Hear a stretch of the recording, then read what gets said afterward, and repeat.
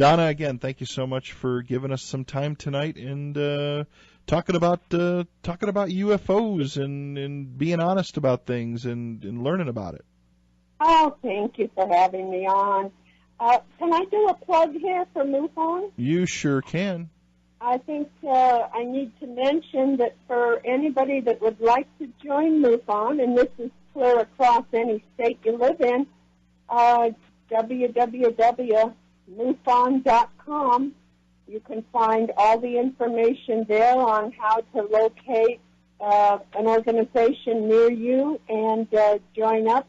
And then for Nevada here, we have a Facebook page, which is MUFON Nevada, so you can search that. Or to join our meetup group and come to our meetings, if you just go to meetup.com and search for MUFON Nevada and sign up to join, it's all free.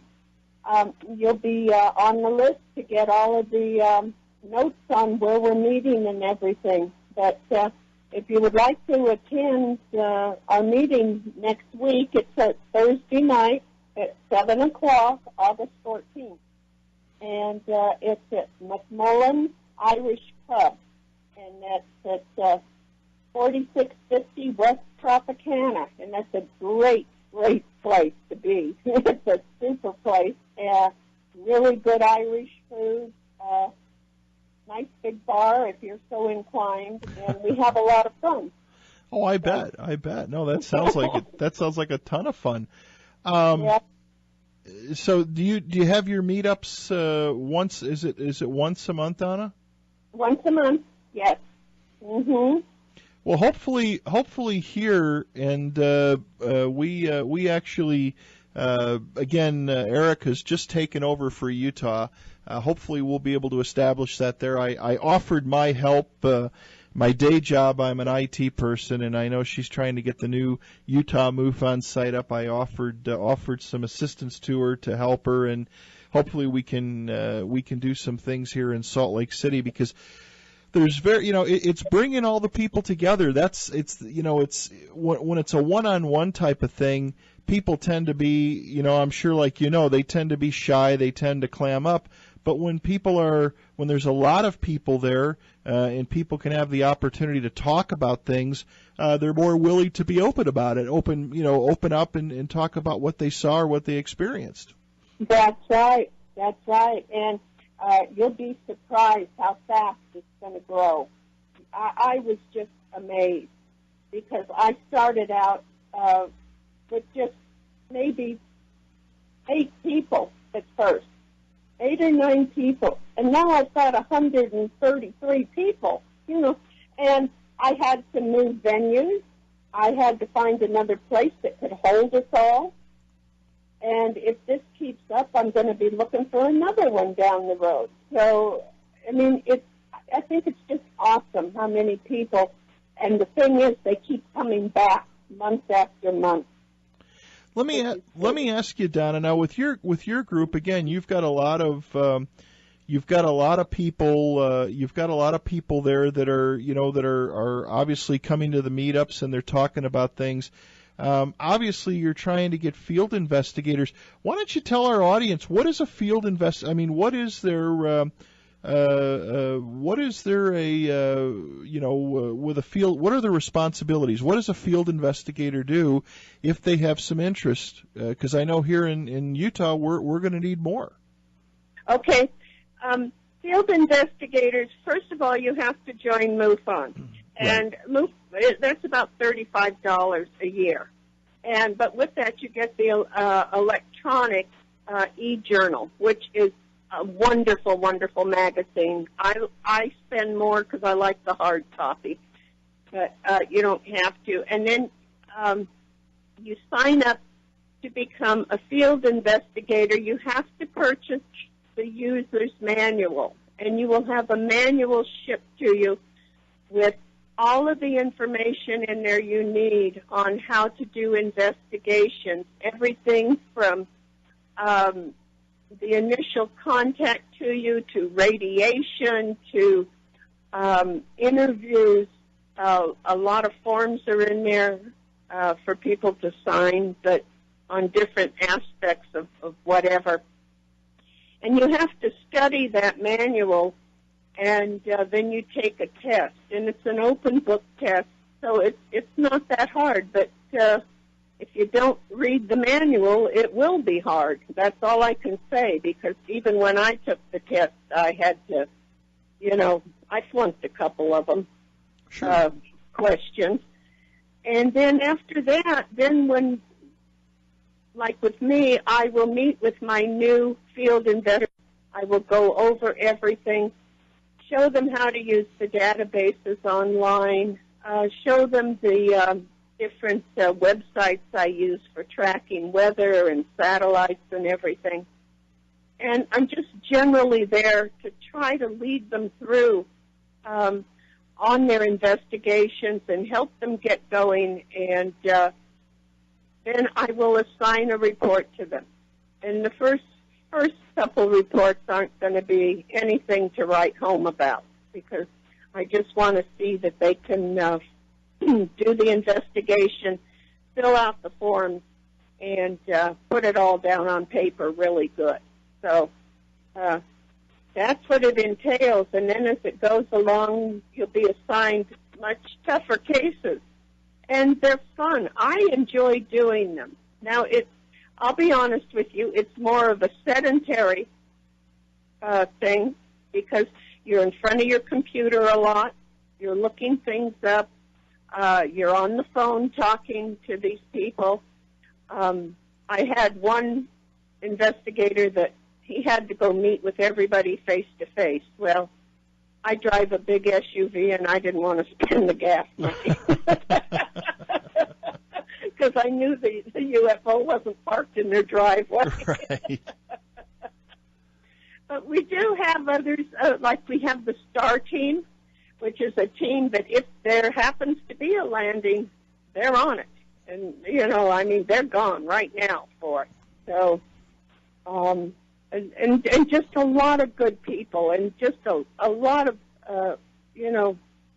good get-togethers and things. So, but I do need field investigators. I'm so backed up on reports with everybody from all the turnovers and whatnot, and people didn't get reports done. So, I can imagine. Let me ask you now. I've heard about the STAR team thing, and in all honesty, what let's just say, and just to get it from you, let's just say that there is a landing. Let's say that a craft does land. Is it one of these things where the group has kind of been educated how to handle something like this? Yes, very much so, and they have all the equipment for it. They've got the Geiger counters. One of the main things, if anybody ever does have a close encounter with a craft, please do not reach out and touch that craft. Please. There's been cases where people have done that, where they've gotten underneath them, and they were just full of radiation. So you don't know. I guess it has something to do with a force field around them or something. And if they don't have it turned off, or they're leaving and they just turn it back on, you can get in a lot of trouble that way. So that's my take on it. So have people encountered these things? Is MUFON? I mean, have people reported this? Oh yeah. And people report aliens in the backyard per se. I haven't had any of those. If I did, I'd be over there in a heartbeat. But I haven't had that myself. But yes, through time, there's definitely cases of crafts and aliens, and yeah. Because that's the kind of stuff that you don't hear much about. No, you're not going to hear it reported on the news, that's for sure. Does MUFON make that stuff pretty public, though? Sure, if they can get it out there. But your news channels, they're starting to report things here and there. But then, if you notice, the newscasters always kind of laugh at it. Oh, sure, all the time. You know, my thought is I don't believe they're really allowed to report anything serious. I think they've been told they can't do that, period. Yeah, other countries seem to, though. Yes. Mexico. Now, Mexico's got it going on. Yeah, isn't there some stuff down in Chile that's just been reported? Yes, yes. A lot of the other countries are definitely reporting it. So, I mean, we've got to wake up here. It's time. I don't know what it's going to take. I mean, you can have a sighting, you know, right here in Las Vegas, right here on my street, and I would bet you the news channel would not report it. The big channels, NBC, ABC, CBS. Oh, I know. Well, here, you know, every now and then the local news here will report something, but just like you said, they'll, you know, and it's kind of sad too because they will send a camera crew to somebody's home, and they will interview them, but you can tell that the anchors they're chuckling about it. Oh yeah, it's a joke. They turn it all into a big joke. So. How is the news now? You know, down in Las Vegas with George Knapp being down there, is it the same thing there, or is there a little bit more? Is there a little more? You know, a little more respect? No, it's about the same thing. You know, they laugh it off. You know, with Area 51 and everything, and the alien highway out here and whatnot. So they actually did, you know, rename that road out there, the Alien Highway. Right. So I did see that. Now I was looking through your meetup. Did your group? Did they do an Area 51 type visit? Yeah, they've been out there. They go all over the place. Yeah. Yeah, they do lots of stuff. And it's not all of them, you know. I mean, it might be 5 people this time, 8 people the next time. You never know. Sure. Just whoever wants to go, they just get it going and go. Well, and again, to me, I think that's kind of fun stuff. Oh, it is. They went out to Indian Springs because Indian Springs is the area that the tall whites are supposed to be at, that Charles Hall spoke about. But they went out there and they were at, and I can't think the name of it.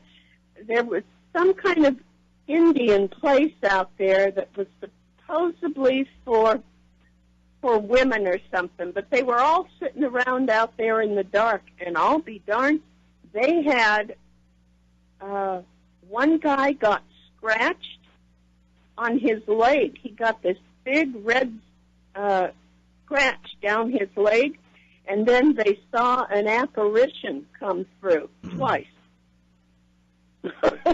Really? So they're out there looking for UFOs, and they ran into ghosts.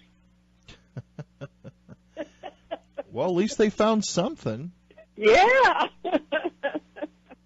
You know, that's the thing, is to at least come back with something. Yeah. Let me ask you, one question, we got some questions sent in for you, Donna. One question was the relationship with MUFON and Bigelow. Are you could you kind of give, huh? I was waiting for that. I know. And I was too. But can you kind of give us a little overview? What happened there? What went on there? Well, I don't know the whole story, Pat. I mean, I really don't, and I shouldn't talk about it, but evidently, Bigelow is into the aerospace now. He was a hotel man to start with. And I've invited him to come and speak to our group, and he didn't even reply to my letter. But anyway, I guess he got in there with MUFON, and for a certain amount of money that he was going to get MUFON reports, the good ones that came in, et cetera, and then something happened and they threw him out or whatever. So I know at this point in time he is no longer affiliated with MUFON whatsoever. although he does show up on my list as being a member of my group here. But, yeah, that's all I know. I don't know the whole story. I was not in on the politics with that at all. Right. Well, didn't he purchase or make a big donation to get some of that information? Well, that's what I know. I mean, I know as much as everybody else knows, and yes, that's what I have read also. But then I also read that I think it all went back to him. They did not go through with it. Right. It was never completed. That's the whole thing. Gotcha. So no money changed hands, and he is completely out. Yeah, he wanted all the good reports to start with. You know, he has that Skinwalker Ranch. Sure. And I don't know. I've had what's the fellow's name? Jeremy out there. I can't. Ryan Burns. Oh yeah, we've had Ryan. He's a good friend of ours. He's wonderful. Yeah, he's well, Skinwalker it's just not that far from here. It's it's just right near Duchesne. Right. And yeah, we've had him. We've had Ryan on the program a couple of times, and I love Ryan. He's just a funny character. I just love him. But yeah, he joined our group, and he came in and spoke one night, and I guess there's stuff that goes on out there all the time too. Oh, quite a bit. So anyway, what Bigelow's doing, I don't know. He's making these pods that you can live in up in space out of plastic or something. Well, right. Good luck. Yeah, he. Well, again, I know he purchased. He purchased the Skinwalker. He purchased Skinwalker Ranch. I don't know how long ago that was. I don't know all the details on it, but I just know that there was some sort of a tie-in. I just wasn't sure what it was. Yeah, well, that was it. He was supposed to, give MUFON a whole bunch of money for all these really good reports and things. He'd be the first one to get his hands on them, in other words. And when push came to shove, it never went through, and MUFON called off the whole deal. So.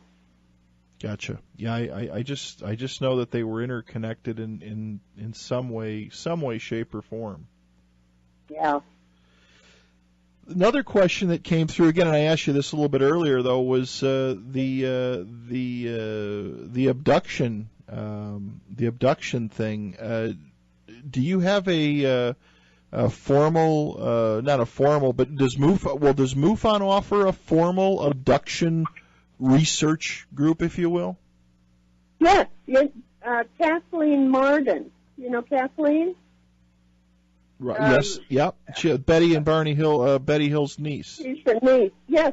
Kathleen is our director of abduction, and they've just started a whole new group for that now through MUFON. Yes.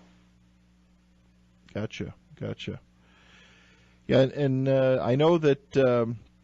I've had Chuck Sikowski is taking on the what is it? The cattle mutilation stuff. Uh-huh. So the group, without a doubt, has definitely expanded itself out quite a bit. Right, they're expanding. They're bringing in some really wonderful people, and they're moving. They're going for it, and I can't wait to see Hangar 1 this new year too, coming up.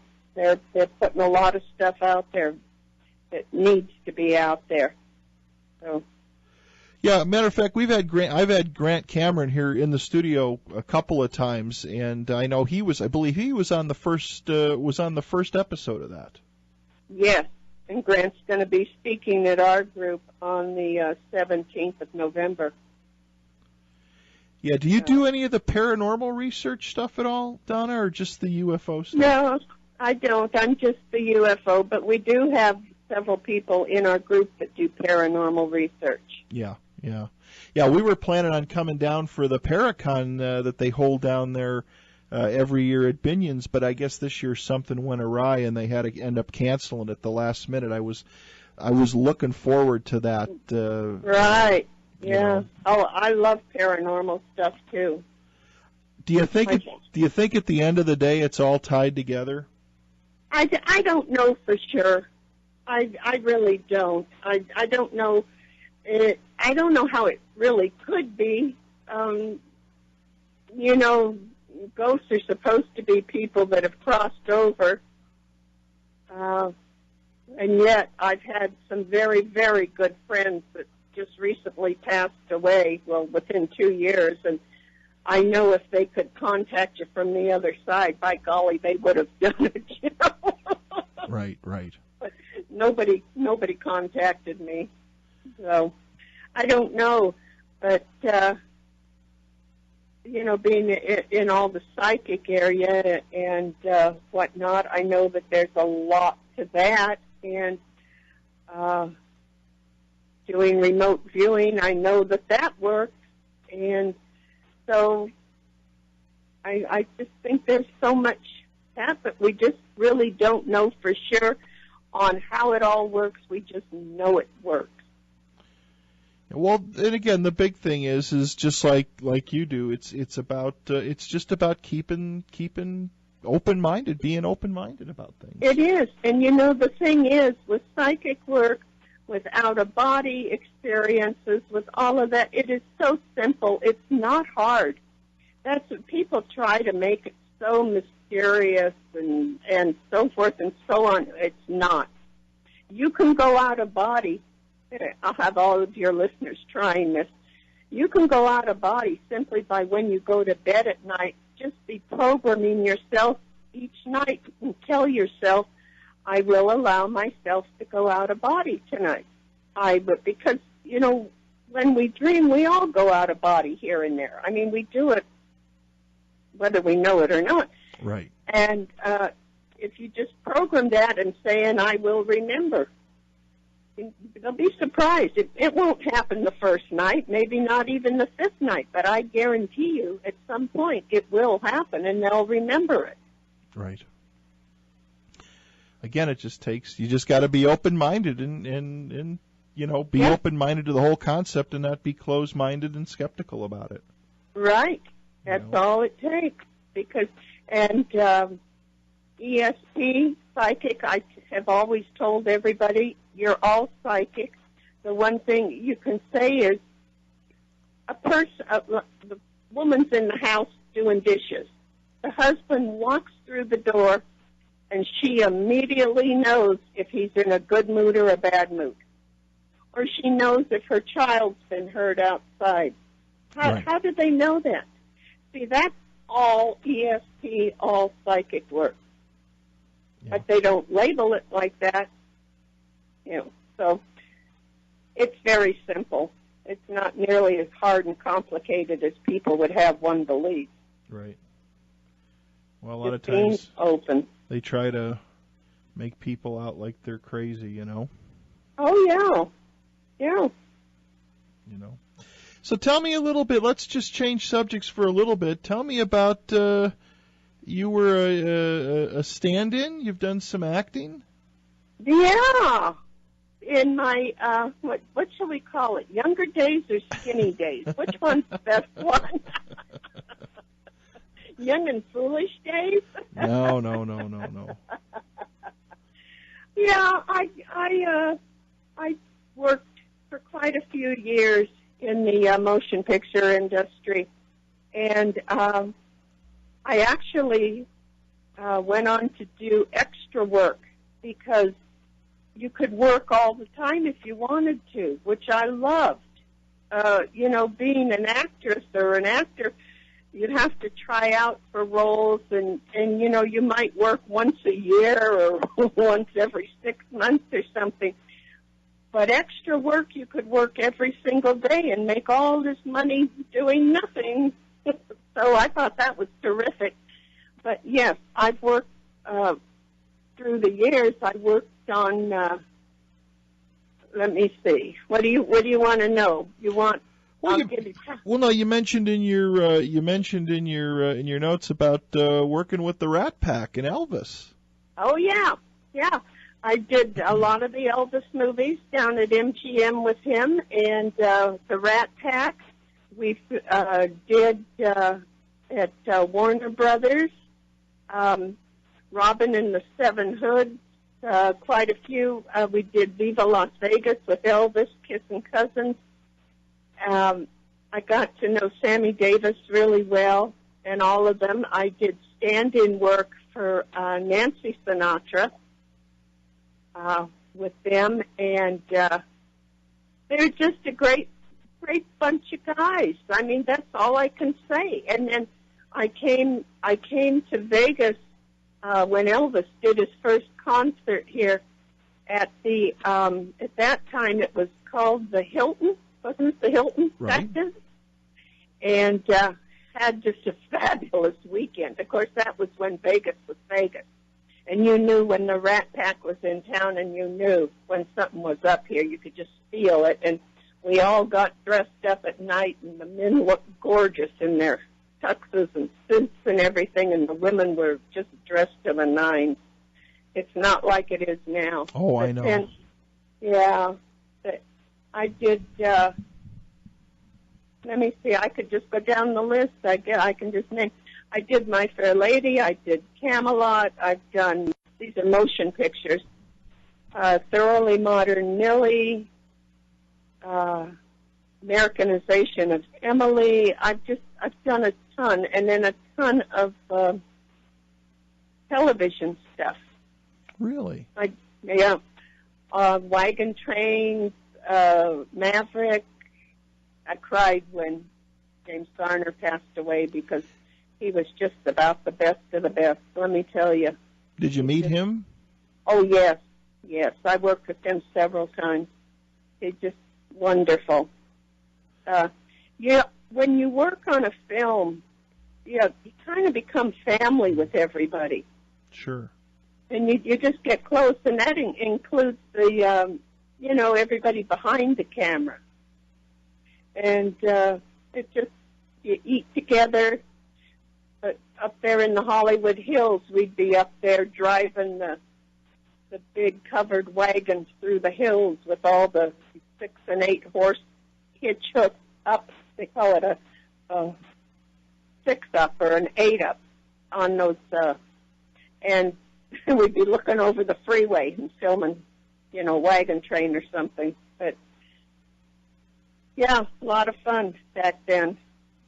And it's interesting with Vegas. It has changed. I've been there several times. I've been there in the 80s and 90s, and of course then it went through its whole change of we're going to make it another Disneyland, kind of a family friendly place, and now it seems to be swinging back a little bit more toward adults, but it's kind of like flying, Donna. Everybody flies in flip-flops and cutoffs. And I remember when I was very young, having an opportunity to fly. I'm a Chicago native.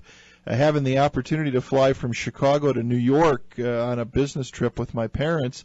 Boy, everybody was in a suit and a tie, and it's surely changed, and I don't think for the better in some cases. No. I remember a little girl, and I guess I was about 4 years old, coming into the Salt Lake train station with my mother. And I remember it was snowing, and I was dressed to the nines. I had on a coat and earmuffs and a muff for my hands, and Mom was dressed with gloves and a hat, and and we were in the train. Right. But you didn't go anywhere without dressing, and that's true. On the plane, when the first time I ever flew, I was dressed. Right. Per se. Right. And but Vegas back then. Oh, it's nothing today like it used to be. And it's sad. To me, it's very sad. Have you ever had an opportunity, I don't know, do you know Paul Papa by any chance? No, doesn't sound familiar. he's a writer. He's written several books. He's written a book on. We've had him on the show a couple of times. Just a great guy. He wrote a book called Haunted Las Vegas. He's a kind of a historian. He was a security guard at the Sands. He was pretty high up in security there, and when all these big stars would come through, when Sinatra and Sammy Davis and Elvis, all these different people came through, his detail was always assigned to all these different people. And he has since retired, and he's now as a writer. And I'll have to send you his email. He'd be great to have at one of your meetings. While he doesn't delve so much into he's more of a writer and a historian, but listening to him, he's coming out with his new book in the fall. Excuse me. Just how Las Vegas has changed so much. Oh, I'd love to talk to him. Yes, that'd be wonderful to have him at the meeting. Yeah, he would know that. My dad, for many years, I don't know whether, I don't know how to put this, my dad's passed on, the whole family's passed on, but he was part of the scene here in Vegas.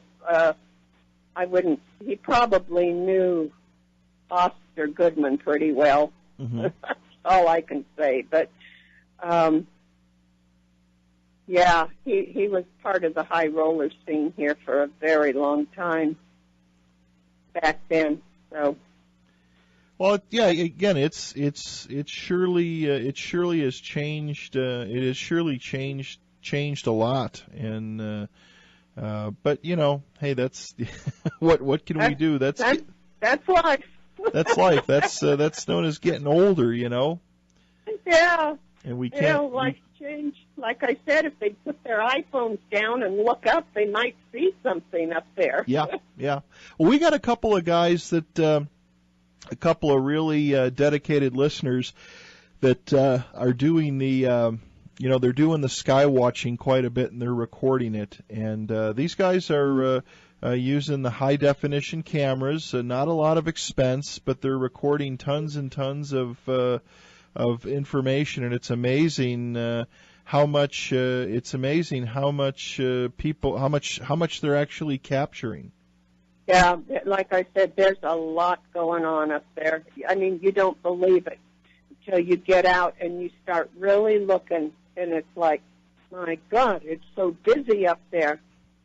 But if they can tell them to try a CE5, work on that for a little bit and see what happens. Yeah, that's something I've never heard of before. Yeah, through meditation. They say that that's the easiest way. And the thing was, and they could be absolutely right, because the ETs, they do telepathy in speaking to you, more or less. I guess that's how it all works. And with the meditation, you're just using your thought waves and sending them out, and that's a great way to hook up with them, as they say. Sure, interesting. And they do that. You guys they do that as kind of a group effort? Uh-huh. Oh, okay. Yep. Very, very good. Very good. Well, I'm gonna have to look into that a little bit more. And like I said, I'm excited to see that we're gonna have a lot of representation here, and it's kind of nice to see that happen here in Salt Lake, because again, it's been so lacking. There's a couple great people here in town that are doing the best they can to keep things together, but it's nice to have a little bit more of an organized group like MUFON. Well, that's great, and if I can help with anything, just be sure to call on me. I'll be more than happy to. Oh, I would. So why don't we'll wrap up, Donna. I know it's late, and I appreciate you giving me a couple hours on your Saturday night. Why don't you talk a little bit about your meetings again? If listeners are in Vegas and they'd like to come down, where is the meetups at again? Okay, our meetup is at McMullen's Irish Pub, 4650 West Tropicana.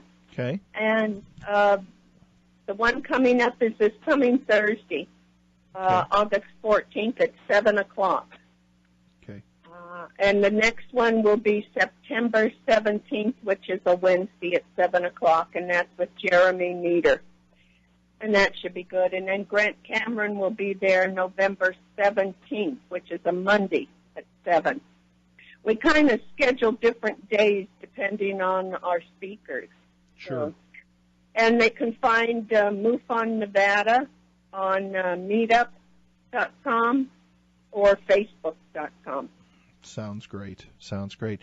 Donna, I want to thank you so much for sharing your experiences, and best of luck to you and the Nevada MUFON group, and just appreciate everything that you're doing and getting the word out and having an organized place where people can go and report their stuff and have a group there in Vegas where you're able to people are there to discuss it. And if people are even coming through town going down there, it'd be great they could stop in when you have your events.